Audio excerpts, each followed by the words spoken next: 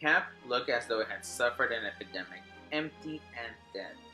There were just a few well-clad prisoners walking about between the blocks. Of course, we had to go through the showers first. The head of our camp joined us there. He was a strong, well-built, broad-shouldered man.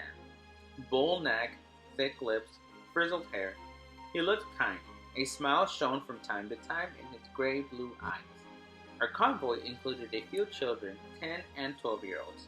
The officer took an interest in them and gave orders for them to be brought food.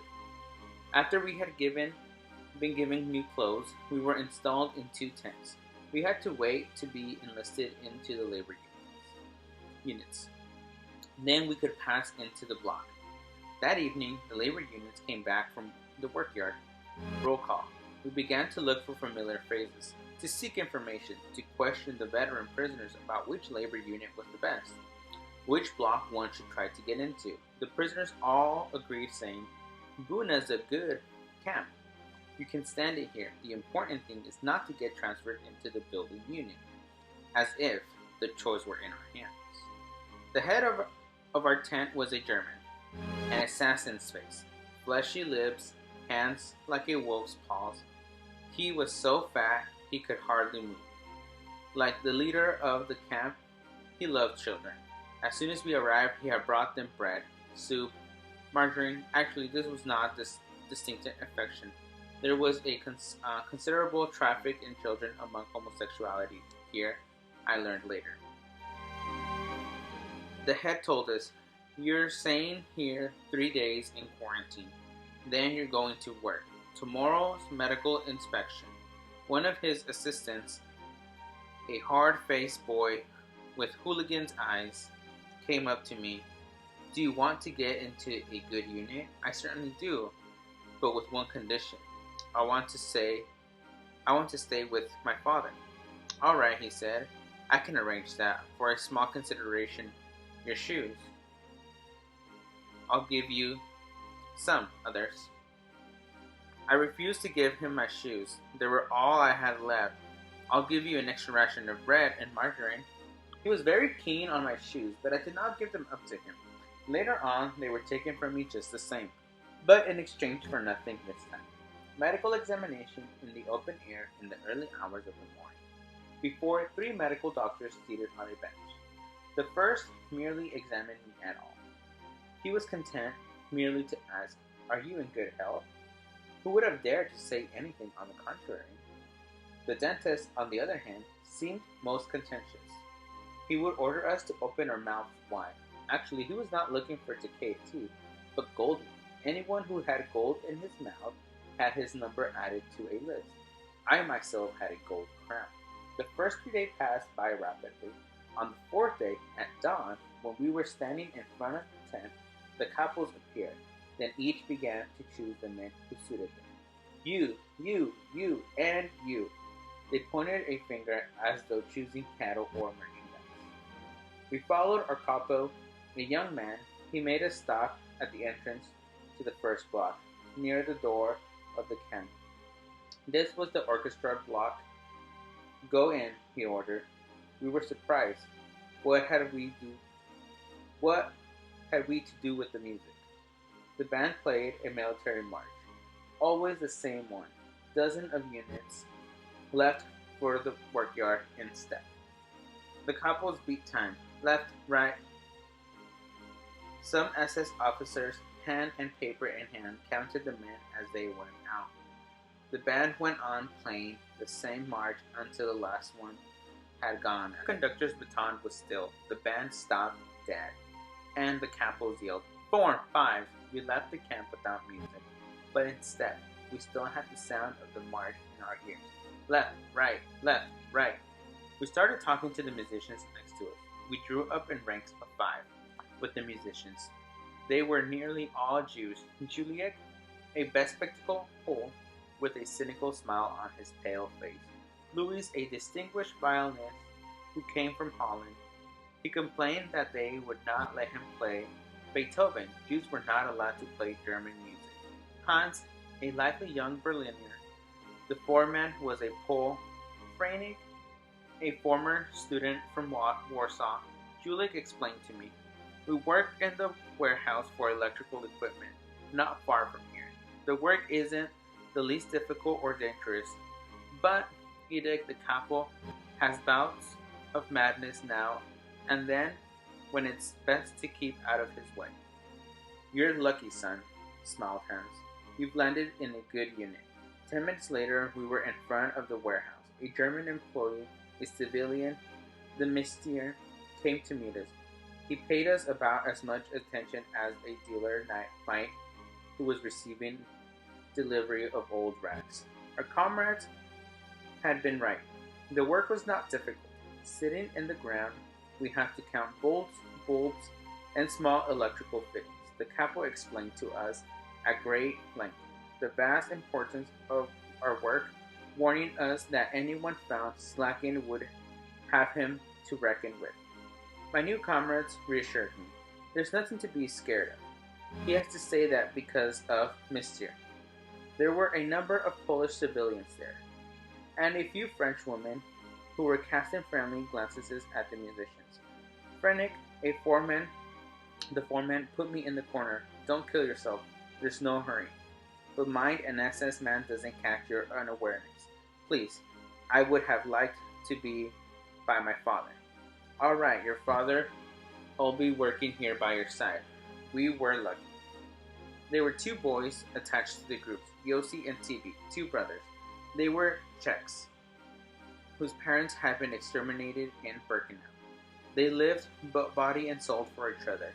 They and I very soon became friends.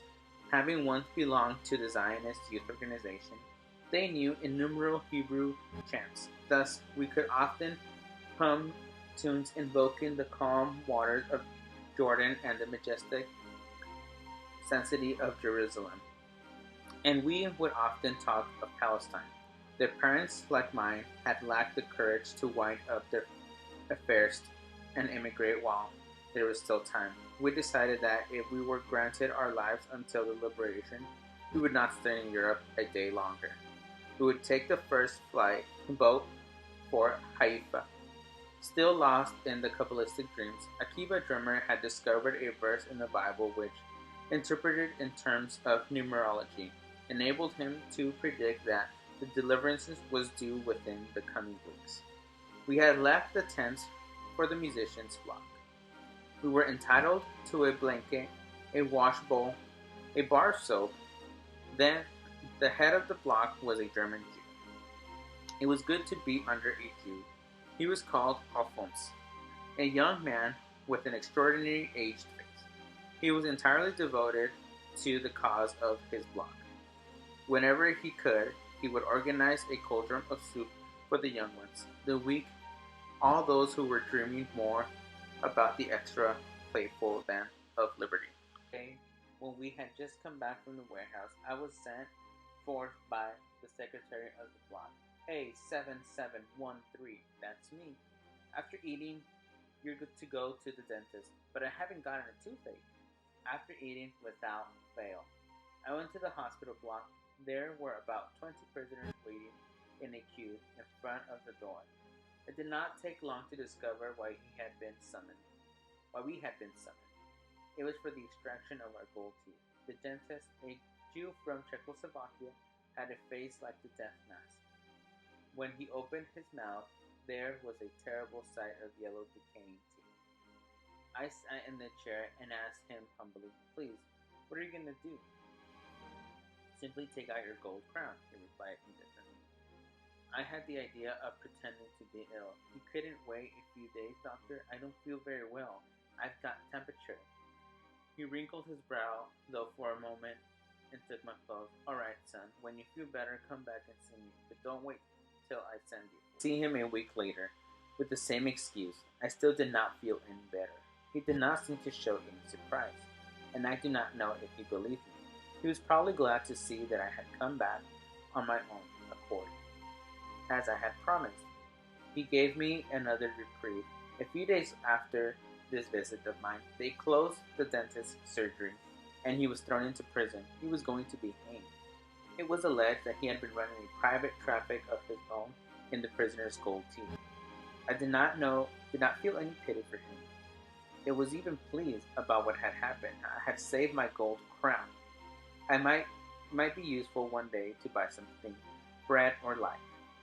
I now took little interest in anything except my daily plate of soup and my crust of stale bread. Bread, soup, these were my whole life. I was a body, perhaps less than even a starved stomach. The stomach alone was aware of the passage of time. At the warehouse, I often worked next to a young French girl. We did not speak to one another since she knew no German and I did not understand French. She seemed to be a Jewess, though here she passed as an Aryan. She was a forced labor deportee. One day, when I did seize with one of his fists of frenzy, I got in his way. He leaped on me like a wild animal, hitting me on the chest, on the head, throwing me down, and pulling me up again. His blows growing more and more violent until I was covered with blood. As I was biting my lips to stop myself from screaming with pain, he must have taken my silence for defiance, for he went on hitting me even harder. Suddenly he calmed down, as if nothing had happened. He sent me back to work. It was as though we had been talking apart together in some game where we each had our role to play. I dragged myself in the corner. I ached all over. I felt a cool hand wiping my blood-stained forehead. It was a French girl. She gave me her mournful smile and slipped a bit of bread into my hand. She looked into my eyes. I felt that she had wanted to say something, but was choked by fear. For a long moment she stayed like that. Then her face cleared, and when she said to me almost perfect German, "Bite your lip, little brother, don't cry, keep your anger and hatred for another day, for later on. The day will come, but not now. Wait, grit your teeth and wait." Many years later, in Paris, I was reading my paper in the metro. Facing me was a very beautiful woman with a black hair and dreamy eyes. I had seen those eyes before somewhere. It was she. "You don't recognize me?" "I don't know you. In 1944, you were in Germany at Buna, weren't you?" "Yes." "You used to work in the electrical warehouse?" "Yes," she said, somewhat disturbed. And then, after a moment of silence, "Wait a minute. I do remember. Idiot, the couple, the little Jewish boy. Your kind words." We left the metro together to sit down on the terrace of a cafe. We spent a whole evening reminiscing. Before I parted from her, I asked her, "May I ask you one question?" "I know what it will be." "Go on." "What?" "Am I Jewish?" "Yes, I am Jewish. From a religious family. During the occupation, I obtained forged papers and passed myself as an Aryan. That's how I enlisted in the force of labor groups. And when I was deported to Germany, I escaped the concentration camp at the warehouse, so no one knew I could speak German. That would have aroused suspicion. Saying those few words to you was risky, but I knew you wouldn't give me away. Another time, we had to load diesel engines into trains supervised by German soldiers. Idiot's nerves were on edge. He was restraining himself with great difficulty. Suddenly, his friends broke out. The victim was my father. "Lazy devil," Idiot began to yell. "Do you call that work?" And he began to beat him with an iron bar. At first, my father crunched under the blows, then he broke into two like a dry tree by lightning and collapsed. I had watched the whole scene without moving. I kept quiet. In fact, I was thinking of how to get my father away so that I could not be hit myself. What's more, any anger I felt at the moment was directed not against the couple but against my father. I was angry with him for not knowing how to avoid Elix's outbreak. That is what concentration camp life had made of me. Frennick and the foreman one day noticed the gold crown tooth in my mouth. "Give me your crown, kid." I told him it was impossible, that I could not eat without it. "What did they give you to eat anyways?" I found another answer. The crown had been put down on the list after medical inspection. This could bring trouble on both of us. If you don't give me your crown, you'll pay even more. This sympathetic intelligence youth was suddenly no longer the same person. His eyes gleamed with desire. I told him I had to ask my father's advice. Ask your father, kid, but I want an answer by tomorrow. When I spoke to my father about it, he turned pale. He was silent a long while and said, "No, son, you mustn't do it. He'll take it out on us. He won't dare." But alas, Frankie knew where to touch me. He knew my weak point. My father had never done military service, and he could never succeed in the marching instead. Here, every time we moved from one place to another in a body, we marched in a strict rhythm. This was Frank's chance to torment my father and to trash him savagely every day. Left, right, punch, left, right, club. I decided to give my father's lesson myself, to teach him to change step and to keep him in the rhythm. We began to do exercises in front of our block. I would give the commands left, right, and my father would practice. Some of the prisoners began to laugh at us. Look at his little officer teaching the old champ to march. Hey, General, how many rations of bread does the little boy give you for this? But my father's progress was still inadequate. The blows continued to rain down on him. So you still can't march in step, you lazy old devil. These scenes were repeated for 2 weeks. We couldn't not stand it anymore. We had to give in. When the day came, Franco burst into a wild laughter. I knew it. I knew quite well I would win. But better late than never. And because you've made me wait, it's going to cost you a ration of bread. A ration of bread for one of my pals, a famous dentist from Warsaw, so that he can take your crown out. What? My ration of bread so that you can have my crown? Frank grinned. What would you like to, then? Shall I break your teeth with my fist? The same evening in the laboratory, the dentist from Warsaw pulled out my crown with the aid of the rusty spoon. Frank grew kinder. Occasionally, he even gave me extra soup.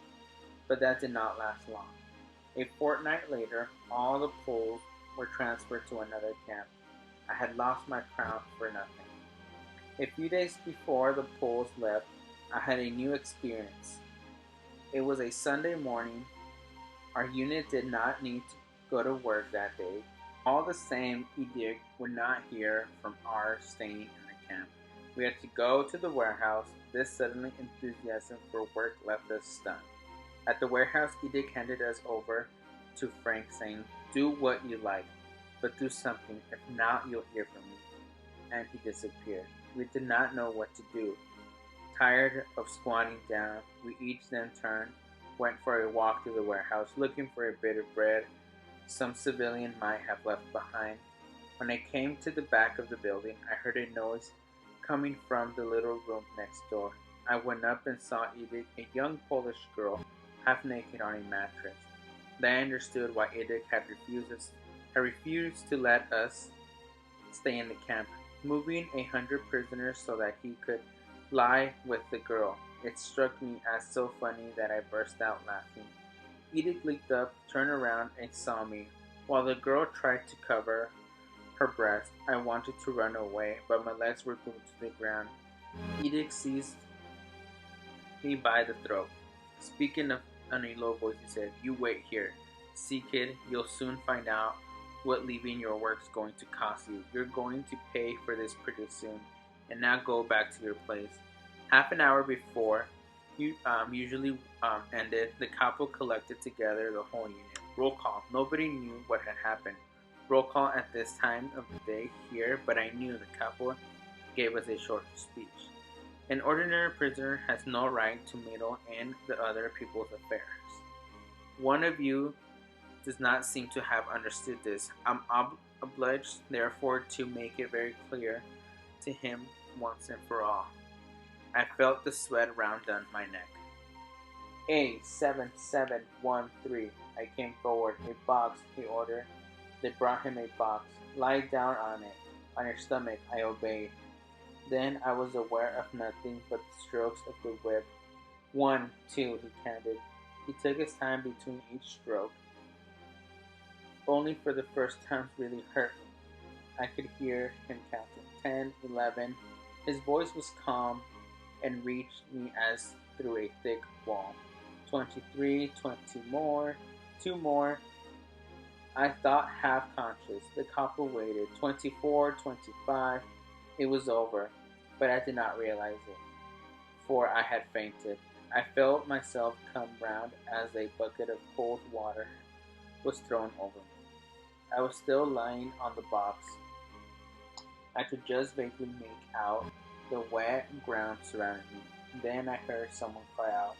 It must have been the capo. I began to distinguish the words. Get up! I probably made some movement to raise myself because I felt myself falling back into the box. How I longed to keep up. Get up, he yelled more loudly. If only I could have answered him, at least. If only I could have told him that I could not move, but I could not manage to open my lips. At Edict's command, 2 prisoners lifted me up and led me in front of him. Look into my eye. I looked at him without seeing him. I was thinking of my father. He must have suffered more than I did. Listen to me, you bastard, said Edict. Coldly, that's for your curiosity. You'll get 5 times more if you dare to tell anyone what you saw. Understand? I nodded my head. Once, 10 times.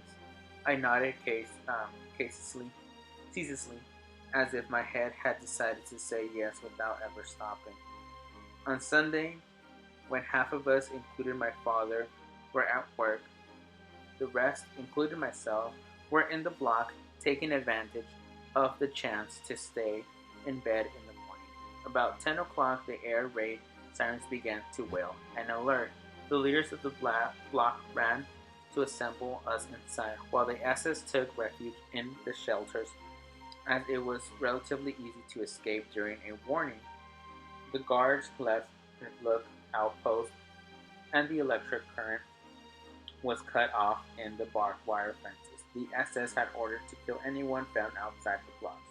Within a few minutes, the camp looked like an abandoned ship. Not a living soul on our paths. Near the kitchen, 2 cauldrons of steaming hot soup were left half full. 2 cauldrons of soup right in the middle of the path, with no one guarding them. A feast for kings abandoned supreme temptations. Hundreds of eyes looked at them, sparkling with the desire. 2 lambs with 100 wolves lying in wait for them. 2 lambs without a shepherd. A gift, but who would dare? Terror was stronger and hunger. Suddenly we saw the door of Block 37 open imperceptibly. A man appeared, crawling like a worm in the direction of the cauldron. Hundreds of eyes followed his movements. Hundreds of men crawled with him, scraping their knees with his on the gravel. Every heart trembled, but with envy above all. This man had dared. He reached for the first cauldron. Hearts raised. He had succeeded. Jealousy consumed us, burned us up like straw. We never thought for a moment of admiring him. Poor hero, committing suicide for a ration of soup. In our thoughts, we were murdering him. Stretched out by the cauldron, he was now trying to raise himself up to the edge. Either from weakness or fear, he stayed there, trying, no doubt, to muster up his last strength. At last he had succeeded in hoisting himself on the edge of the pot. For a moment he seemed to be looking at himself, seeking his ghost-like reflection in the soup. Then, for no apparent reason, he let out a terrible cry, a rattle such as I had never heard before, and his mouth opened, thrust his head toward the still steaming liquid. He jumped at the explosion, falling back onto the ground, his face stained with soup.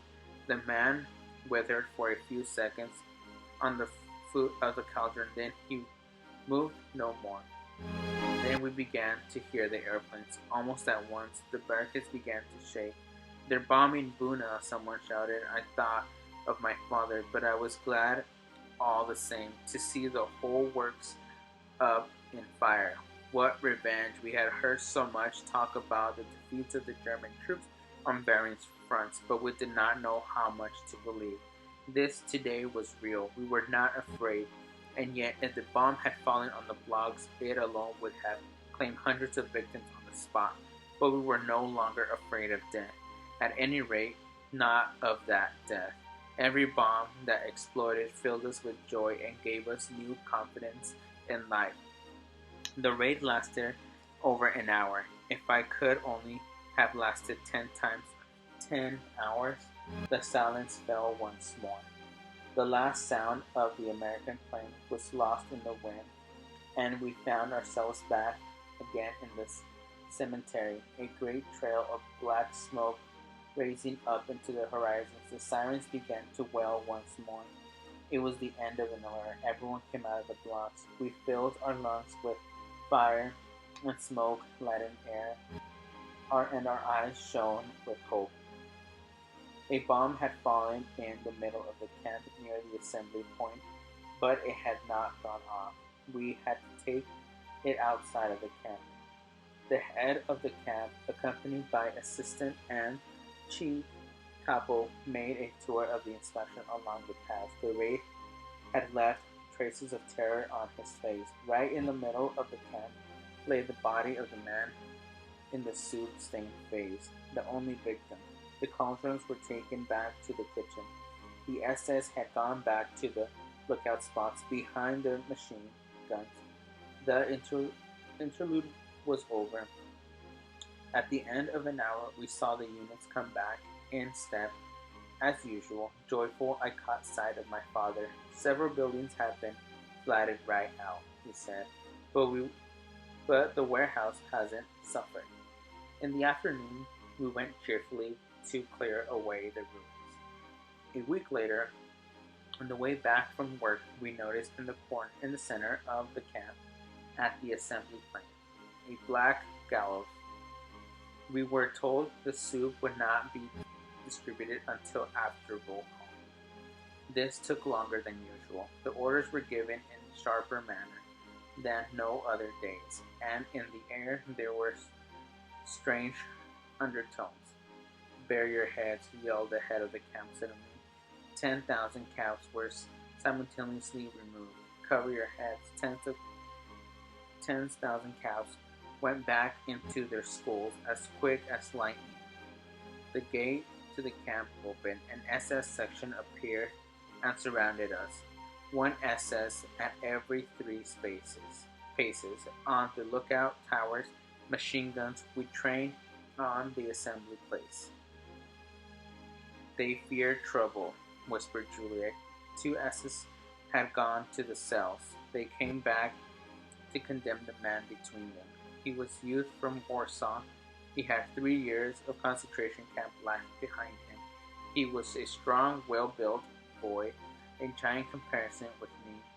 His back to the gallows, his face turned toward his judge, who was the head of the camp. The boy was pale, but seemed more moved than afraid.